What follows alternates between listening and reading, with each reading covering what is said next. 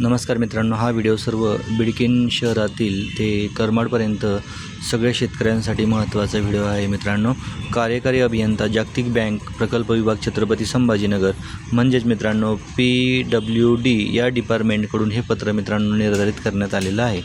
तर मित्रांनो विषय काय आहे तर शेंद्रा DMIC ते बिडकीन भाग 1 व बिडकीन DMIC ते ढोरकीन भाग 2 या 6 पदरी नवीन ग्रीनफील्ड रस्त्याकरिता 600 मीटर रुंद एकूण लांबी 74.20 किलोमीटर भूसंपादनासाठी मोजणीबाबत.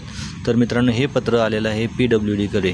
तर या संदर्भात विभाग मंत्रालय शासन निर्णय क्रमांक मुख्य मित्रांनो यामध्ये विषय जो आहे उपरोक्त संदर्भ 1 अन्वय भाग क्रमांक 1 शेंद्रा ते बिडकीन भाग 2 बिडकीन ते ढोरकीन या नवीन रस्त्यासाठी ग्रीनफील्ड रस्त्याकरिता 60 मीटर रुंद जमिनीच्या भूसंपादनाकरिता शासकीय मान्यता प्राप्त आहे.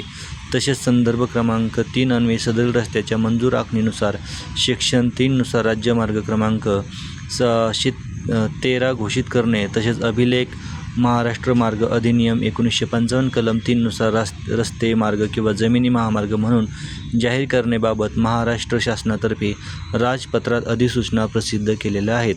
सदरील रस्त्याचे भूसंपादन करून लवकरात लवकर बांधकाम सुरू होण्यासाठी माननीय मुख्यमंत्री यांच्याकडून सचिव स्तरावर या प्रकल्पाचा वारंवार आढावा घेण्यात आलेला आहे. माननीय जिल्हाधिकारी छत्रपती संभाजीनगर यांनी सदर रस्त्याच्या भूसंपादनासाठी तात्काळ पुढील कार्यवाही करण्याचे आदेश निर्धारित केलेले आहेत. करिता या नवीन प्रस्तावित रस्त्याच्या संदर्भातील महाराष्ट्र शासनाने राजपत्र यासोबत पुढील योग्य त्या कार्यवाही देण्यात येत आहे.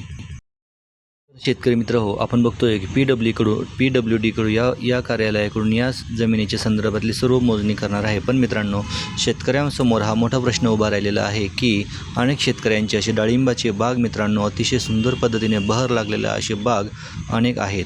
तर मित्रांनो हे बाग ह्या ग्रीनफील्ड महामार्गातील जे गट नंबर सांगितलेले आहे त्या गट नंबरामध्ये असे अनेक शेतकऱ्यांचे मोठे बाग येत आहेत. तर शेतकऱ्यांपुढे हा प्रश्न पडलेला आहे की या बागेसंदर्भामध्ये कुठलीही आणखी योजना म्हणजे याच्यामध्ये सगळा या मोबदला भेटणार आहे का या झाडांचा, या लागलेल्या फळांचा.